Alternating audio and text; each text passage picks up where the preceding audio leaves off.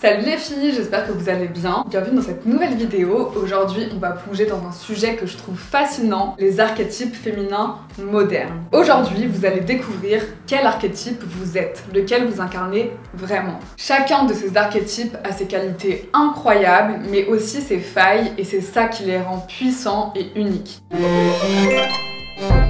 Donc il existe 8 différents archétypes féminins. La sirène magnétique, la leader visionnaire, la rebelle audacieuse, la muse créative, la sage mystique, la stratège éclairée, la gardienne bienveillante et la rêveuse aventurière. Il faut savoir que ces 8 archétypes féminins s'inspirent des travaux de Carl Jung, mais aussi des déesses mythologiques. Depuis des millénaires, ces archétypes symbolisent les forces et les défis universels des femmes, et c'est ce qui permet de mieux comprendre qui on est aujourd'hui. Et j'ai trop hâte parce que là, je vais vous présenter une version adaptée à notre vie moderne. Alors aujourd'hui, préparez-vous, je vous propose un vrai voyage intérieur parce qu'on va explorer ensemble ces 8 archétypes, découvrir celui que vous incarnez en ce moment et surtout on va voir comment activer les forces d'un archétype particulier quand vous en avez besoin ou simplement quand vous en avez envie. Parce que le plus beau dans tout ça, c'est que oui, on a un ou deux archétypes dominants ou même 3 en fonction de notre personnalité ou des saisons de la vie qu'on traverse, mais on peut accéder à ces 8 forces qui sont déjà en nous. Et pour rendre ça encore plus sympa, je vous ai préparé un petit questionnaire, un petit quiz, donc vous pouvez faire pause maintenant pour le faire ou le faire après avoir vu toute cette vidéo. Il dure juste 5 minutes et vous le trouverez dans la barre d'infos. Mais je vous conseille vraiment de regarder cette vidéo dans son intégralité, en entier, parce que en fait, je vais vous partager toutes leurs caractéristiques, je vais vous partager des exemples de célébrités qui incarnent chacun de ces archétypes et vous allez comprendre comment incarner encore plus pleinement la femme que vous êtes. Et vous savez, on dit que la femme parfaite, la femme idéale, est un savant mélange de ces 8 forces. Et bien sûr, dès que vous vous direz « Ah mais ça c'est moi », dites-le moi en commentaire. J'adore vous lire et je réponds à tout le monde, donc n'hésitez pas. Prenez votre petit café ou votre thé, installez-vous confortablement et c'est parti, je vais tout vous expliquer. On va commencer avec la sirène magnétique. La déesse qui correspond à cet archétype est Aphrodite, la déesse grecque de la beauté, de l'amour et de la sensualité. La sirène magnétique, elle attire, elle envoûte, elle est lente dans ses mouvements. Vous voyez ce genre de femme qui fascine sans dire un seul mot, qui marche dans la rue avec grâce et qu'on remarque directement. Et bah c'est exactement elle. Sa force, elle est dans son mystère, dans son regard, dans son attitude. En général, c'est une personne qui est passionnée, qui est extravertie, mais elle peut paraître soit très expressive, soit au contraire très mystérieuse. Aussi, c'est une femme qui est amoureuse de l'amour. Elle adore aimer, elle adore les belles choses, elle veut profiter des petits plaisirs de la vie sans compter. Donc sa force principale, c'est sa sensualité et son charisme. C'est vraiment la maîtresse du magnétisme. Mais parfois, la sirène doute. Elle se demande « Et si on ne voyait que ma beauté et jamais ma profondeur ?» Et en fait, elle va se protéger derrière des silences ou des mystères et elle risque de passer à côté de connexions authentiques. Elle peut aussi parfois être beaucoup trop dans le feu de l'action et agir sans réfléchir aux conséquences. Elle peut dire aussi beaucoup de choses qu'elle peut regretter très vite. Et c'est aussi le genre de femme qui fonctionne au coup de cœur, tellement que ça peut la desservir. Par exemple, elle fait bien trop d'achats impulsifs sans regarder son compte en banque. Et en amour, elle change souvent de petite amie parce qu'en fait, elle est constamment à la recherche de cette passion du début. Donc son défi, c'est d'apprendre à être moins impulsive et surtout à assumer totalement sa sensualité sans crainte. Être vraiment fière de ce qu'elle est et ne pas avoir peur d'être vue pour sa beauté et sa profondeur. Dua Lipa est l'exemple parfait de la sirène magnétique moderne. Dans chacun de ses clips, chacune de ses apparitions, il y a cette lenteur, cette assurance, cette sensualité maîtrisée. Elle sait jouer avec le mystère et l'attirance sans jamais forcer. Elle incarne la femme fatale contemporaine. Toujours bien habillée, elle assume son corps, elle assume sa féminité et sa présence. Même sa manière de danser est hyper fluide et presque hypnotique. Et même dans ses interviews, elle dégage cette énergie calme, parfois presque mystérieuse. Megan Fox, elle, c'est l'incarnation classique de la sirène magnétique. Son regard, c'est l'un de ses atouts les plus puissants. Elle capte l'attention sans dire un mot. On la reconnaît pour sa beauté magnétique, mais aussi pour cette énergie mystérieuse, presque dangereuse qui l'entoure. Elle est souvent perçue comme une femme inaccessible, envoûtante, mais Megan Fox, c'est aussi une femme qui assume pleinement sa sensualité, son pouvoir, et qui ne s'excuse jamais d'être désirable. Un autre exemple emblématique, c'est Marilyn Monroe. Elle incarnait la sensualité ultime avec cette lenteur maîtrisée dans ses gestes, cette voix douce et suave. Chaque détail de son apparence était pensé pour diffuser cette énergie sirène, à la fois sexy et fascinante. Tout comme Jessica Rabbit, le personnage iconique qui incarne cette sensualité exacerbée, ce charme absolu et assumé avec son déhanché et son regard perçant.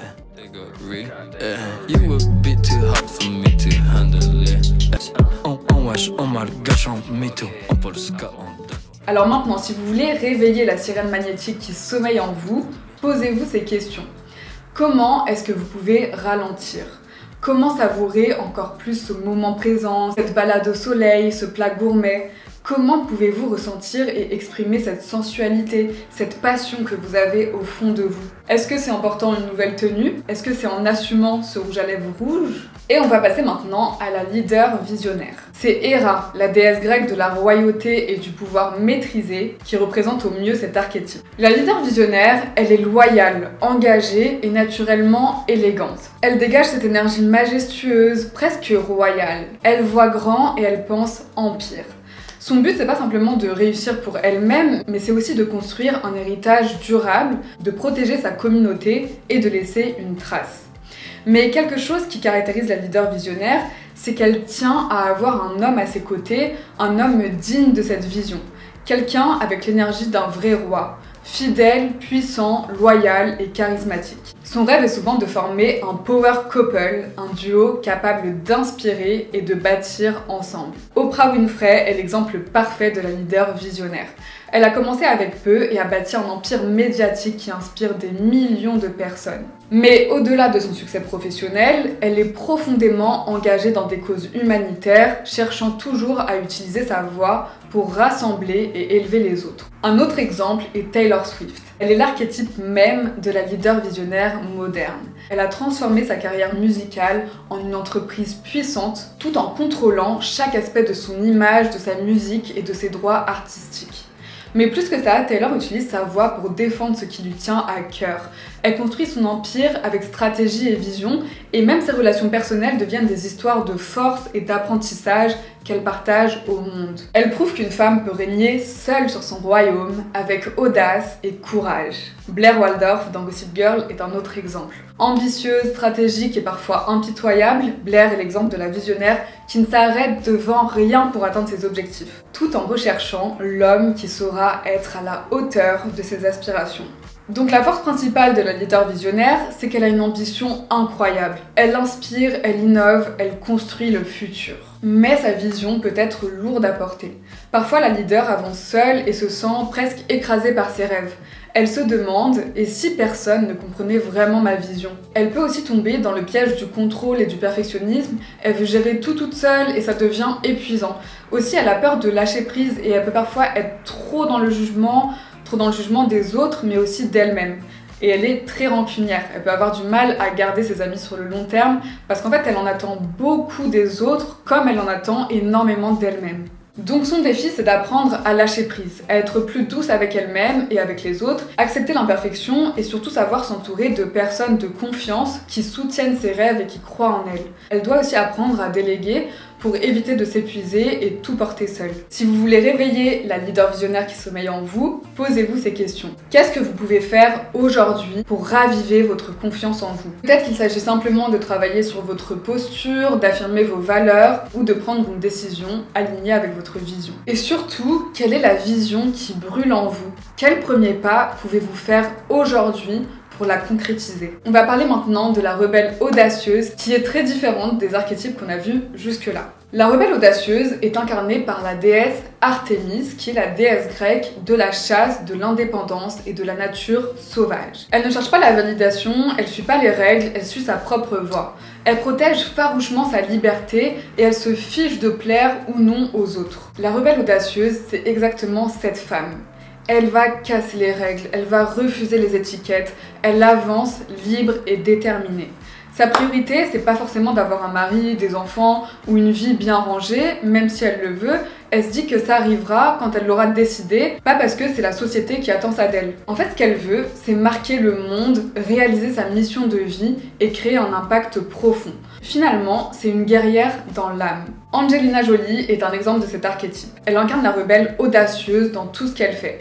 Elle est connue pour ses rôles puissants et elle s'est aussi engagée dans des combats humanitaires intenses. Elle n'a jamais eu peur de défier les normes de beauté, de carrière ou même de parentalité. Elle a choisi d'adopter des enfants du monde entier, de défendre des causes oubliées et de transformer ses douleurs en mission. C'est une femme libre qui n'attend pas l'approbation des autres pour exister pleinement. Comme autre exemple, on a Rihanna. C'est l'incarnation parfaite de l'audace et de la liberté.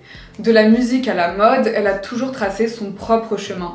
Rihanna, c'est la définition même de la femme qui n'a peur de rien, qui ose dire non et qui suit son propre instinct. Quand elle a lancé sa marque Fenty Beauty, elle a révolutionné l'industrie en imposant une nouvelle vision de la beauté inclusive. Elle incarne cette femme qui ne se laisse enfermer dans aucune case et qui ose s'affirmer sans compromis. Un exemple dans les films, c'est Wonder Woman, qui symbolise la guerrière indépendante, prête à tout pour défendre ses valeurs.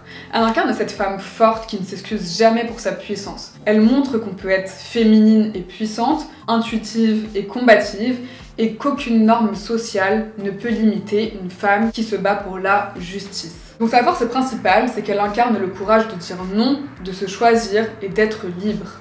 Mais sa plus grande difficulté reste la gestion de son intensité émotionnelle. Parfois, elle se bat contre tout, mais même contre elle-même. Elle se demande même si la rébellion ne la coupe pas du monde et des autres. Elle se demande aussi si ce besoin d'indépendance n'est pas une fuite. Aussi parfois, elle se montre très peu empathique et on peut avoir l'impression qu'elle n'a pas de sentiments ou qu'elle est souvent en colère. Elle a vraiment du mal avec le pardon, avec la douceur et avec la compassion. Elle valorise énormément l'énergie masculine. L'action, la force brute, l'indépendance. Elle peut presque rejeter l'énergie féminine et considère parfois que les traits féminins classiques, comme la sensibilité, l'intuition ou le réconfort, sont des faiblesses. Donc son défi est d'apprendre à canaliser son énergie vers des combats qui comptent vraiment et ne pas avoir peur de montrer sa vulnérabilité et sa douceur. Comprendre en fait que sa part féminine, l'intuition, l'empathie, la créativité peut être une immense force. La vraie puissance finalement, c'est de savoir quand être forte et quand être tendre. C'est aussi savoir que parfois, s'ouvrir aux autres, c'est un vrai acte de courage. Si vous voulez réveiller cette rebelle audacieuse qui sommeille en vous, posez-vous ces questions. Dans quel aspect de votre vie vous retenez-vous encore? Et si aujourd'hui vous osiez dire non et briser les chaînes, casser les barrières qui vous limitent? Quelle est cette mission de vie? Quelle est cette chose pour laquelle vous êtes prêt à vous battre? Dans quoi avez-vous envie de vous engager? Peut-être que c'est défendre une cause, peut-être que c'est lancer votre projet, ou peut-être que c'est tout simplement oser affirmer qui vous êtes au quotidien. Et si vous osiez incarner votre propre guerrière aujourd'hui? On va maintenant passer à un archétype qui est beaucoup plus poétique, la muse créative. Elle est incarnée par la déesse Saraswati, la déesse des arts, de la créativité et de l'inspiration. La muse créative, elle est sensible, passionnée, elle est capable de transformer le banal en beauté. Elle ne crée pas juste pour impressionner, elle crée pour ressentir, pour partager et pour inspirer. Et parfois elle a des émotions tellement fortes que la création c'est pas juste une envie pour elle, mais c'est bel et bien un vrai besoin. Elle va capter aussi les détails que les autres ne voient pas et va réussir à les sublimer grâce à son art, que ce soit de la peinture, de l'écriture, de la photographie ou même de la cuisine. Pour elle, chaque moment de vie, c'est un souvenir à sublimer. C'est la première à vouloir romancer sa vie. Et souvent, la muse créative a besoin d'indépendance pour imaginer et créer sa propre vie. C'est vrai qu'elle peut se sentir très enfermée dans le monde structuré de l'entreprise ou dans des routines qui sont trop strictes. Elle a vraiment besoin de liberté, même dans son travail. Et ce qu'elle recherche par-dessus tout, justement, c'est la liberté d'explorer, de rêver et de s'exprimer sans contrainte. Comme Lena Situation, qui partage son univers unique à travers ses vidéos et ses projets et qui transforme ses expériences de vie en une source d'inspiration pour des milliers de personnes. Mais au-delà de la création de contenu, son imagination s'exprime aussi avec ses projets entrepreneuriaux, comme ses pop-up thématiques ou sa marque de prêt-à-porter Hôtel Mafouf. On a aussi comme exemple Sabrina Carpenter, qui à travers sa musique et ses paroles va explorer ses émotions profondes, ses vulnérabilités et va les rendre universelles. Elle a su créer une marque personnelle forte qui fait que quand on entend son nom, on est capable de s'imaginer tout un univers. Et chacune à leur manière, elle montre qu'en exprimant sa propre vérité, on touche le cœur des autres. Donc, la force principale de la muse créative, c'est vraiment sa capacité à ressentir les choses profondément et à réussir à les retranscrire parfaitement. C'est une femme qui émeut, qui touche beaucoup de personnes autour d'elle et qui est capable d'influencer le monde par sa sensibilité unique. Mais la muse doute beaucoup. Elle se demande, est-ce que mes créations ont vraiment de la valeur? Est-ce que c'est assez? Est-ce qu'on va me juger pour ce que j'ai fait, pour ce que j'ai créé? En fait, la peur du regard des autres peut la freiner, tout comme le perfectionnisme. Elle peut s'enfermer dans l'idée que c'est pas encore prêt ou c'est pas assez bien et elle peut repousser sans cesse le moment de partager son art ou ses projets. Elle a aussi tendance à se comparer aux autres, à regarder les créations des autres et penser pourquoi est-ce que moi je n'y arrive pas aussi bien alors que ce qu'elle fait est déjà très bien. Donc son défi, c'est d'apprendre à créer sans pression, sans chercher la perfection immédiate. Accepter que la beauté est dans l'authenticité et l'émotion brute et pas dans la perfection technique.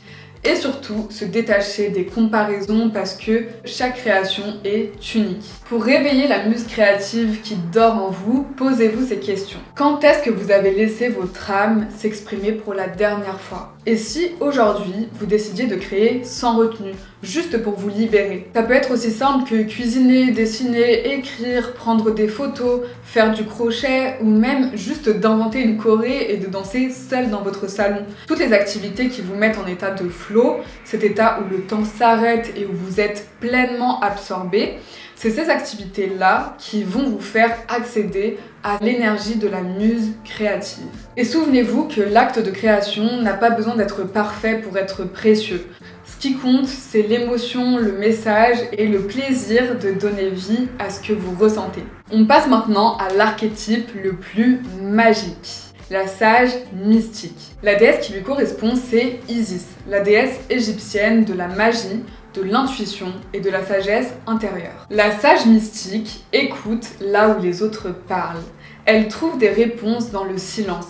Elle est très intuitive, elle observe, elle ressent, elle sait. Vous voyez, elle a cette force tranquille, cette attitude « je n'ai rien besoin de prouver ». En général, elle est plutôt introvertie et ce qu'elle recherche dans la vie, c'est la paix intérieure. Elle a aussi tendance à être plus spirituelle ou plus croyante que les autres. Mais elle n'est pas du tout dans l'ego. Son but, c'est pas d'accomplir plein de choses et d'accumuler des biens, juste pour le statut ou pour le succès, comme la société l'entend. Elle n'est pas du tout dans cette hustle culture, elle n'a pas envie de grimper les échelons pour grimper les échelons. C'est juste pas du tout important pour elle. Son rêve, c'est de vivre une vie simple, dans une petite maison avec un beau jardin et un foyer chaleureux. Elle aime beaucoup la solitude, elle adore être seule et elle adore être au contact de la nature. En fait, avec elle, on se sent bien, on se sent en confiance et on a envie justement de se confier parce qu'on sait qu'on sera jamais jugé avec elle. Lana Del Rey incarne parfaitement l'énergie de la sage mystique. Sa musique mélancolique et introspective illustre parfaitement cette connexion profonde à ses émotions et à son intuition. Elle est souvent perçue comme mystérieuse, à la fois nostalgique et spirituelle. Et Lana cultive une esthétique rétro et rêveuse et évoque les thèmes de la solitude, de recherche de soi et d'amour spirituel. Elle représente cette femme qui, même si elle est entourée, enfin je parle physiquement, a l'air toujours un peu ailleurs, un peu dans ses pensées, presque parfois connectée à des choses invisibles que le commun des mortels ne voit pas du tout. Et elle est beaucoup dans la contemplation et dans la réflexion intérieure. Phoebe Buffay, dans Friends, incarne cette sagesse intuitive d'une manière beaucoup plus décalée et légère. Elle est libre et suit toujours ses intuitions, que ce soit ses croyances spirituelles ou son mode de vie. Elle est connectée à la nature, assume totalement ses différences et inspire par son authenticité. C'est l'amie qui voit au-delà des apparences et qui apporte une forme de sagesse inattendue.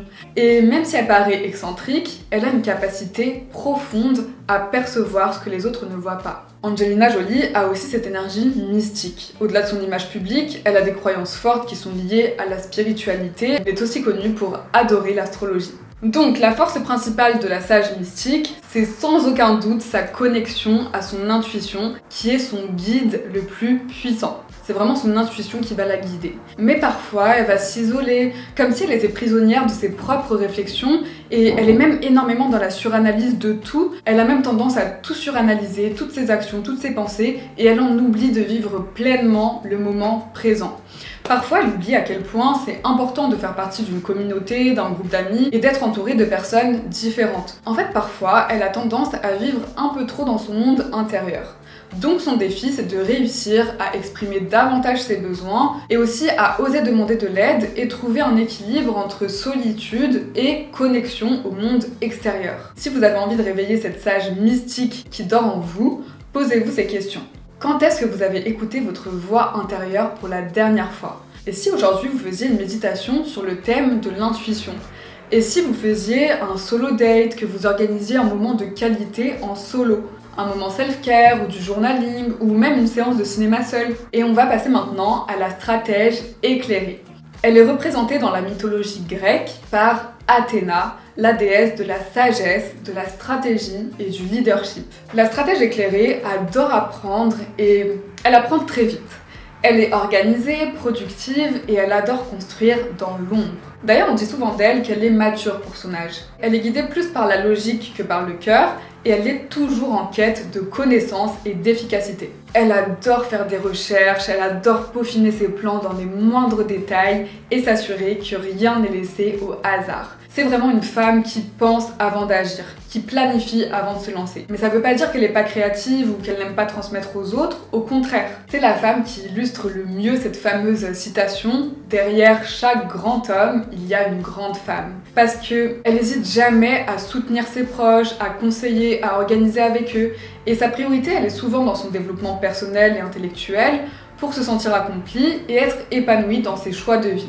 Et ensuite, elle pourra se consacrer à son couple et à son foyer. D'ailleurs, elle est souvent attirée par des hommes brillants, respectés, des leaders avec qui elle pourra construire des projets ambitieux. Amal Clooney en est un parfait exemple. Avocate internationale de renommée, elle incarne cette stratège. Son expertise, sa capacité à s'exprimer avec clarté et conviction et sa manière de toujours être préparée font d'elle une figure d'une grande autorité. Amal est le parfait exemple de cette femme qui brille par son intelligence, son charisme discret et son élégance naturelle. Mais son rôle ne s'arrête pas à la carrière. Derrière son mari, l'acteur George Clooney, elle est aussi une partenaire stratégique. On le sait, elle a influencé ses engagements humanitaires et l'a aidé à structurer ses projets d'impact. Elle ne va pas chercher la lumière, mais elle construit avec précision, elle soutient avec force. Elle incarne vraiment l'intelligence silencieuse, la discrétion efficace et la puissance qui s'exprime par l'action, mais l'action maîtrisée, pas l'action impulsive. Amal Clooney représente donc cette femme qui prend son temps pour tout comprendre, pour tout apprendre, creuser les sujets et s'assurer de faire les bons choix. Elle est l'incarnation de la réussite qui vient d'une stratégie minutieuse et d'une réflexion poussée. On a aussi un autre exemple que j'adore, Kris Jenner. C'est la stratège éclairée dans sa forme la plus business. Elle est littéralement le cerveau derrière l'empire Kardashian. Elle a bâti l'une des familles les plus célèbres du monde en transformant des opportunités en projets multimillionnaires. C'est elle qui a négocié des contrats, créé des stratégies marketing et géré des marques comme Skims et tant d'autres. Kris est l'archétype de la femme qui planifie tout, anticipe chaque mouvement et transforme chaque défi en opportunité. Elle voit plus loin que les autres. Elle a cette capacité à penser 10 coups d'avance. Sa stratégie? Savoir utiliser les médias, comprendre le business du divertissement et surtout bâtir des marques solides et durables. Elle est discrète sur ses méthodes, mais redoutable dans ses résultats et ça se voit. Et dans sa vie privée, je ne sais pas si vous avez regardé les Kardashians, mais on voit que Kris est aussi cette femme qui veille vraiment à la cohésion de sa famille, qui s'assure que chaque membre est soutenu et protégé. C'est vraiment une stratège qui travaille dans l'ombre, mais sans qui rien ne fonctionnerait vraiment. Donc la force principale de la stratège éclairée, c'est vraiment sa capacité à penser, à organiser méthodiquement et à réussir. C'est elle qui bâtit des empires, qui transforme chaque idée en projet concret. Elle avance prudemment mais sûrement et ses victoires ne sont jamais le fruit du hasard, mais celui d'une réflexion stratégique approfondie et tellement creusée. Mais le dilemme, c'est que parfois, la stratège éclairée, oublie de savourer le chemin. Elle est trop concentrée sur le résultat final. Avec elle, chaque victoire est balayée par le prochain objectif. En fait, elle se demande toujours quelle est la prochaine étape, quelle est la prochaine étape, qu'est-ce que je fais après. Elle est toujours dans le futur et parfois trop. Et parce qu'elle est toujours dans sa tête, à imaginer des plans ou à anticiper des scénarios, elle a vraiment du mal à se connecter à ses émotions. Donc elle va contrôler, elle va planifier, mais elle va oublier parfois de simplement ressentir et vivre l'instant. Elle peut paraître froide, rigide, voire même intimidante. Et souvent, elle n'en a même pas conscience. Son défi, c'est donc de se reconnecter à son cœur et à son intuition. De prendre vraiment le temps d'apprécier ce qu'elle a déjà accompli. De célébrer même les petites victoires, même les petits pas. Parce que l'accomplissement ne vient pas seulement de ce qu'on construit, mais aussi de la manière dont on vit chaque étape. Et voici les questions à vous poser pour réveiller cette stratège éclairée qui sommeille en vous. Comment est-ce que vous pouvez être plus organisé pour atteindre vos objectifs? Qu'est-ce que vous avez toujours eu envie d'apprendre? Dans quel domaine avez-vous envie d'être considéré comme une experte? Quel podcast, quel livre, quelle vidéo vont faire partie de votre plan d'apprentissage? Et souvenez-vous que plus vous développez votre expertise, plus vous gagnerez en confiance. Parce que la confiance naît de la maîtrise. Et c'est cette énergie de stratège éclairée qui vous fera avancer avec calme et assurance. On passe au 7e archétype, la gardienne bienveillante. Elle est incarnée par Déméter, la déesse grecque de la terre, de la maternité et du soin protecteur. La gardienne bienveillante a cet instinct maternel puissant. Elle est empathique, elle est généreuse et elle protège ceux qu'elle aime avec force mais aussi avec douceur. Elle aime, elle soigne, elle réconforte, elle aime bien sentir qu'on a besoin d'elle et elle adore aider les autres. Elle rêve d'avoir son propre foyer. Finalement, c'est l'une de ses motivations principales dans la vie. Elle adore cuisiner pour les autres aussi et elle se considère même parfois comme la maman dans un groupe d'amis. Vous savez, c'est cette amie incroyable qui, en soirée, est capable de checker tout le monde, de surveiller tout le monde en même temps et de s'assurer que tout le monde va bien. Et c'est littéralement celle qui va tenir les cheveux de la personne qui a trop bu à une soirée. En fait, elle a cette énergie qui est très ancrée, très profonde, très reliée à la terre et qui rassure. C'est le genre de femme qui, la plupart du temps, est gentille et douce, mais qui peut se montrer très ferme quand il s'agit de protéger des personnes ou des valeurs qui lui sont chères. Sa force principale est qu'elle est sans aucun doute le pilier de son entourage. Elle représente presque une sorte de refuge sûr pour ceux qu'elle aime. Elle arrive à faire en sorte que les autres autour d'elle se sentent bien et en sécurité dès les premières secondes où on va lui parler. Comme exemple, on a Selena Gomez, qui derrière sa carrière de chanteuse et d'actrice est surtout reconnue pour sa douceur, son empathie et son engagement profond envers les autres. Elle parle ouvertement de ses luttes contre la maladie et les problèmes de santé mentale, non pas pour attirer l'attention, mais bel et bien pour inspirer et aider les autres. Elle a créé la marque Rare Beauty qui promeut l'acceptation de soi et la santé mentale. Une partie des bénéfices est même reversée à des associations. Elle veille sur sa communauté avec une vraie bienveillance en encourageant chaque femme à se sentir en confiance dans sa propre peau. Donc pourquoi elle incarne la gardienne bienveillante? Parce qu'elle est ce refuge pour les autres. C'est cette amie qui veut s'assurer que tout le monde va bien. C'est une femme qui a fait de sa vulnérabilité une force et qui prend soin des autres en les aidant à se sentir aimés et acceptés pour qui ils sont, comme ils sont. Un autre exemple iconique est Michelle Obama. Michelle Obama, bringing pure joy to the Jennifer Hudson Show with wisdom. A little fear keeps you moving forward. And hope. Know that small things matter. Elle n'a jamais arrêté de défendre des causes qui lui tenaient à cœur, entre autres l'éducation des jeunes filles, la santé des enfants ou encore l'accès à une alimentation saine. Mais au-delà de ses discours politiques, elle protège sa famille avec force et douceur. Elle incarne l'exemple même d'une mère et d'une femme qui veillent sur les siens. On l'a souvent vu en coulisses soutenir Barack Obama dans les moments les plus intenses de sa présidence, toujours avec cette énergie calme et rassurante. Donc elle incarne la gardienne bienveillante parce qu'elle représente cette femme qui prend soin de son foyer et de sa communauté avec générosité et compassion. Elle est forte mais douce. Elle est protectrice mais elle est aussi prête à défendre ses valeurs avec puissance. D'autres exemples sont Monica dans Friends. Elle a cette énergie protectrice comme si elle était la maman du groupe. On a aussi Jennifer Garner, Reese Witherspoon, elles ont vraiment cette forte énergie de la gardienne bienveillante. Mais le dilemme avec la gardienne bienveillante, c'est que parfois, donc en fait vous voyez, c'est le genre de personne qui adore donner. Mais en fait parfois trop. Elle a du mal à fixer ses limites, donc elle donne, mais ensuite elle s'oublie. Elle donne même parfois jusqu'à l'épuisement. Et il faut vraiment qu'elle fasse très attention au burn-out parce que pour elle, ça peut arriver très vite. Et en fait, elle a tendance même à penser que s'occuper des autres, c'est bien plus important que de prendre soin d'elle-même. Donc son défi, c'est d'apprendre à dire non. C'est d'apprendre à se donner autant d'amour, voire plus, qu'elle en donne aux autres. Pour réveiller la gardienne bienveillante qui sommeille en vous, posez-vous ces questions. Que pouvez-vous faire aujourd'hui pour montrer aux personnes qui vous sont chères que vous les aimez? Est-ce que c'est leur passer un coup de téléphone et être à l'écoute? Est-ce que c'est leur cuisiner votre recette préférée?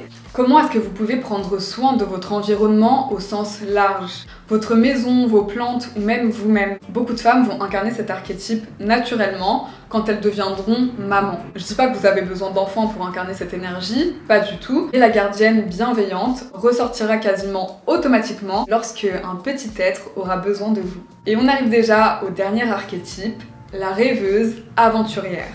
La déesse qui s'en rapproche le plus est la fameuse Perséphone, la déesse grecque du printemps, des nouveaux commencements et des aventures intérieures. Toujours en quête de nouveautés, elle explore, elle découvre et elle ose prendre des risques. Elle est très créative, généralement très flexible et adaptable.